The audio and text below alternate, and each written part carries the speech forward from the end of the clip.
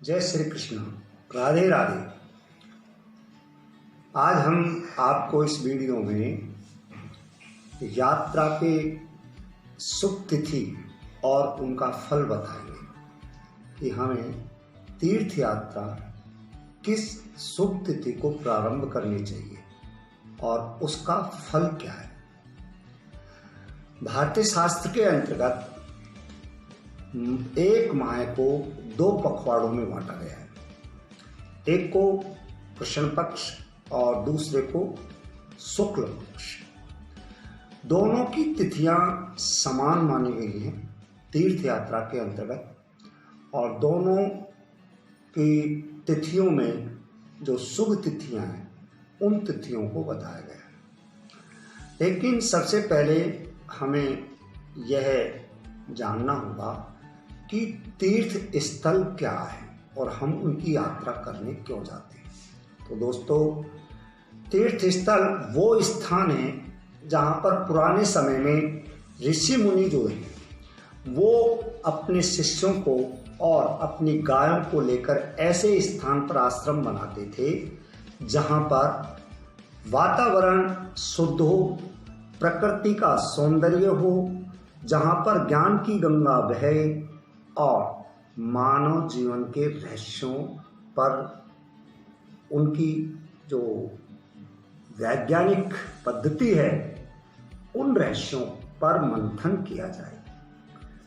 ऐसे स्थलों पर ऋषि मुनि जो हैं अपना आश्रम बनाते थे। ऋषि मुनि गौ पालन करते थे और कहते हैं जिस धरती पर, जिस जमीन पर गौ के खुर पड़ते हैं अर्थात गौ के पैर पड़ते हैं वह भूमि शुद्ध होती है। तो नदी, घाटियां और मैदानी क्षेत्र उनका ऐसे स्थान पर जहां पर प्रकृति का सौंदर्य का नौछावर होता है, ऐसे स्थानों पर ऋषि मुनि आश्रम बनाते थे। अपने शिष्यों को ज्ञान और विज्ञान की शिक्षा देते थे। आसपास के जो लोग हैं वो उनसे आकर विचार विमर्श करते थे और वो मानव जीवन की जो ग्रंथियां हैं उन ग्रंथियों को सुलझाते थे। वो गुत्थियां वहां पर विचार विमर्श किया जाता था और मानव मूल्यों को सुलझाया जाता था। इस तरह से वो धीरे धीरे ऐसे तीर्थ स्थल बन गए। लोग वहां पर जाते हैं, आत्मशुद्धि करने के लिए जाते हैं। उनका मन वहां शांत हो जाता है और जहां पर मन शांत होता है वो प्रकृति उनको मन को भाती है और उनकी आत्माएं शुद्ध होती हैं और जीवन के रहस्यों को समझा जाता है। इसलिए हम वहां पर आत्मशुद्धि के लिए तीर्थ यात्रा करने जाते हैं। दोस्तों, हमें तीर्थ यात्रा किस दिन प्रारंभ करनी चाहिए? तो तीर्थ यात्रा अगर हम प्रतिपदा के दिन प्रारंभ करते हैं तो वह श्रेष्ठ मानी गई है। अगर द्वितीया को करते हैं तो कार्य सिद्धि होती है, तृतीया को करते हैं तो आरोग्य पद अर्थात हम आरोग्यप्रद रहते हैं।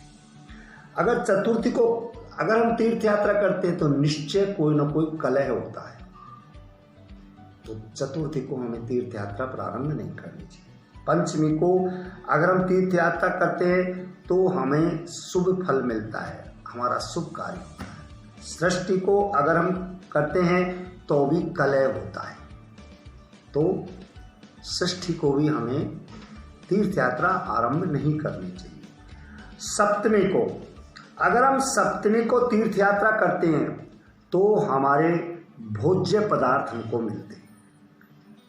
अष्टमी को अगर तीर्थ यात्रा करते हैं तो कष्टप्रद होता है। नवमी को अगर तीर्थ यात्रा करते हैं तो मृत्यु होती है। दसवीं को अगर तीर्थ यात्रा करते हैं तो लाभ मिलता है।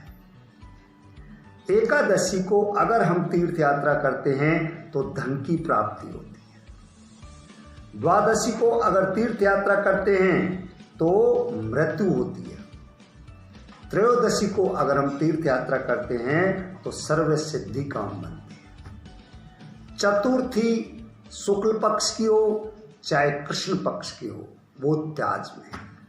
अमावस्या और पूर्णमासी को भी यात्रा नहीं करनी चाहिए, ये त्याज में है। इसलिए ये तिथियां, इनमें ही यात्रा प्रारंभ करनी चाहिए, तो यात्रा शुभ फल होती है। अगर हम इन त्याज में तिथियों में अगर यात्रा करते तो निस्संदेह कोई ना कोई विपरीत प्रभाव हमें मिलता है।